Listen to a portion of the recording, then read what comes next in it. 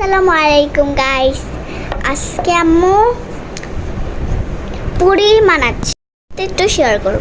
এই দেখুন গাইস, আম্মুর পুরি সুন্দর হয়েছে না? সবাই সবাই সুন্দর হইলে একটি লাইক এবং সাবস্ক্রাইব আর কমেন্ট করে দিবেন। টাটা। এই হচ্ছে আমার কোনো রকম মানে এত রেসিপি দেখে মানে কোনো রকমে ছেলেমেয়ের খুবই পছন্দ আমার হাতের এই ডালপুরি কিংবা হচ্ছে আপনার যে কি বলে এটাকে বাবা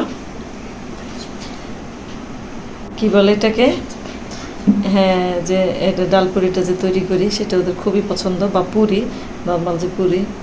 তা একটু ট্রাই করলাম, মনে হচ্ছে যে এক একটার কি বলে আকার আকৃতি মনে হচ্ছে যে মানচিত্র ফেল, এমন অবস্থা।